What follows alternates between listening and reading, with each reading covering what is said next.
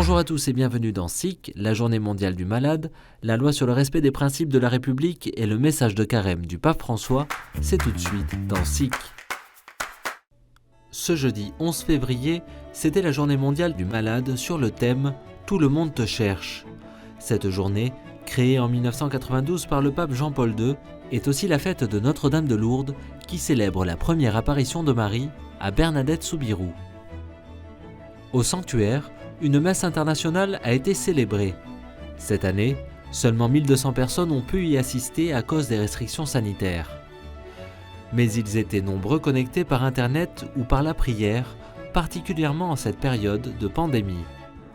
Oui, cette prière quotidienne du sanctuaire, dans les célébrations de l'Eucharistie, dans la récitation du rosaire, a été, est et sera toujours l'expression du mystère de Lourdes, de la grâce confiée à Bernadette et transmise jusqu'à nous, de la communion qui unit les croyants, pour qui Lourdes est un repère, une espérance, une joie. Alors que le projet de loi confortant les principes républicains est examiné à l'Assemblée nationale, le Conseil national des évangéliques de France a organisé un point d'étape ce jeudi. Une soirée sous la forme de visioconférence a réuni 2000 inscrits. Inquiets de certaines mesures, notamment sur le durcissement de l'encadrement associatif et l'enseignement, mais aussi le financement du culte provenant de l'étranger, le comité veut informer et alarmer le grand public et les parlementaires. Même si le gouvernement mène un combat légitime contre les dérives de certains groupes religieux, nous voulons prier pour que ce projet de loi n'entrave pas la liberté de croire, ni celle d'annoncer l'Évangile.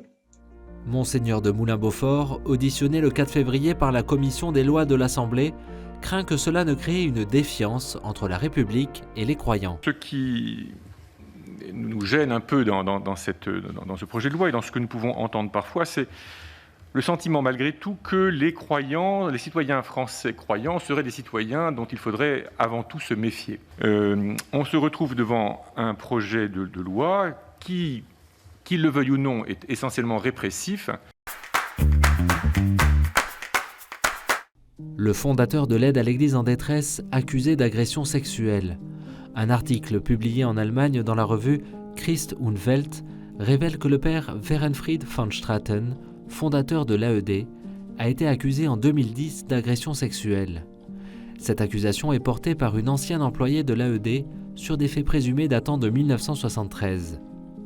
Dans un communiqué, Thomas Heine-Galdern, président exécutif d'Aid to the Church in Need, le siège international de l'AED, a tenu à clarifier la situation.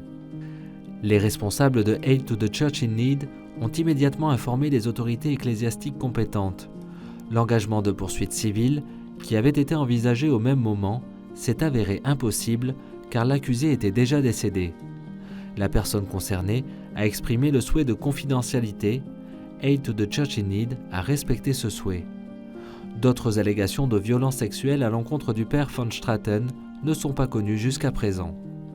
En France, pour renforcer son soutien aux victimes d'abus sexuels, le diocèse de Valence a signé début février une convention de partenariat avec l'association Remède France Victimes 26. Cette association viendra renforcer le dispositif déjà en place dans le diocèse depuis l'ouverture de la cellule d'écoute en 2016 et permettra aux personnes souhaitant témoigner de parler à des intervenants extérieurs à l'Église. En plus de l'écoute, l'association assurera aussi un accompagnement psychologique des victimes dans la durée et fera de la prévention auprès des publics scolaires. Montons vers Jérusalem, c'est le cœur du message de carême du pape François. Pour ce temps qui débute mercredi 17 février, il invite à méditer et vivre les vertus théologales. La prière, le jeûne et l'aumône nous aident à grandir en fraternité, à nous tourner vers les plus souffrants, surtout en cette période marquée par la crise sanitaire. La crise sanitaire du Covid-19 entraîne, nous le savons, une crise sociale dans laquelle nombreux sont celles et ceux qui traversent un temps de passion et de mort.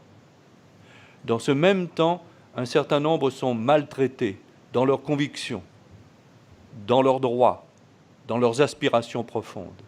Comment vivre ce temps du carême sur les pas du Christ en nous renouvelant dans la foi, dans l'espérance et dans l'amour fraternel? Le patriarche de Jérusalem veut favoriser les voyages en Terre Sainte. Dans une vidéo diffusée lors d'une réunion de l'Office de tourisme israélien, Monseigneur Pierre Battista Pizzaballa, patriarche latin de Jérusalem, s'est exprimé sur la ville sainte. Comprenant les difficultés que le monde a connues en 2020, en particulier concernant le tourisme et les pèlerinages, il dit être sûr qu'en 2021, nous tournerons la page et souligne l'importance de reprendre les pèlerinages pour le pays et les pèlerins. They want to come back here in Jerusalem and to see once again, to live once again the experience of Holy Land. So I hope that you can start recontacting again all the different churches, dioceses, groups, church movements, in order to remind them of their commitment to the Holy Land. I'm sure that we will find enthusiastic answer and enthusiastic cooperation from all the churches all over the world.